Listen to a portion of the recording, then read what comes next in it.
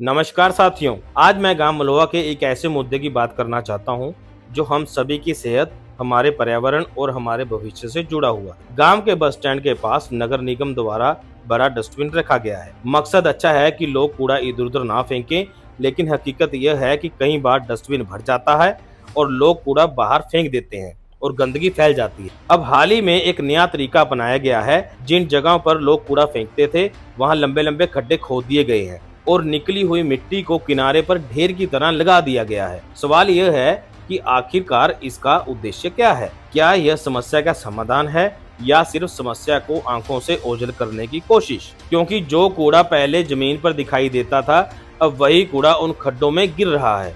कई जगह लोगों ने उसमें आग भी लगानी शुरू कर दी है।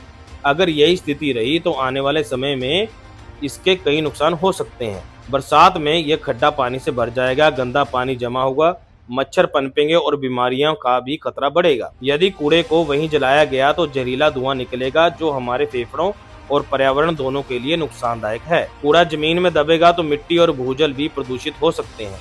मैं नगर निगम और प्रशासन से पूछना चाहता हूँ कि यदि यह कोई नई योजना है तो इसकी जानकारी जनता को दी जानी चाहिए। आखिर इस खड्डे का अंतिम उपयोग क्या है? क्या इसे भरना है या यह केवल अस्थायी व्यवस्था है? अब बात करते हैं इस विषय के दूसरे पहलू पर। केवल प्रशासन को दोष देकर हम अपनी जिम्मेदारी से नहीं बच सकते। सच्चाई यह है कि गलती हमारी भी है। आज घर घर कूड़ा उठाने की सुविधा उपलब्ध है, फिर भी अगर हम सड़क किनारे, खाली प्लाट या सार्वजनिक स्थानों पर कूड़ा फेंकते हैं तो हम अपने गांव को खुद गंदा कर रहे हैं।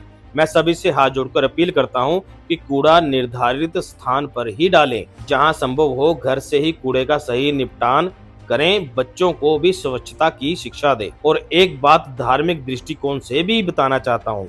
आप राम को मानते हो, अल्लाह को मानते हो, वाहेगुरु को मानते हो या किसी भी ईश्वर को मानते हो, याद रखिए कि भगवान केवल मंदिर, मस्जिद या गुरुद्वारे तक सीमित नहीं है। ईश्वर की बनाई हुई यह पूरी धरती, यह प्रकृति, यह वातावरण भी उतना ही पवित्र है। अगर हम उसी धरती को गंदा करेंगे, उसी प्रकृति को नुकसान पहुंचाएंगे, तो केवल पूजा पाठ या इबादत से अपना फर्ज पूरा नहीं कर सकते। सच्ची भक्ति केवल पूजा में नहीं, बल्कि अपनी धरती, अपने गांव और अपने पर्यावरण को स्वच्छ रखने में भी है। आइए हम सब मिलकर संकल्प लें कि ना कूड़ा फैलाएंगे और ना किसी को फैलाने देंगे। सिस्टम से भी जवाब मांगेंगे और अपनी जिम्मेवारी भी निभाएंगे, क्योंकि स्वच्छ गांव, स्वस्थ गांव और सुरक्षित गांव बनाना हम सबकी साझा जिम्मेदारी है। धन्यवाद। जय जवान, जय किसान, जय हिंद।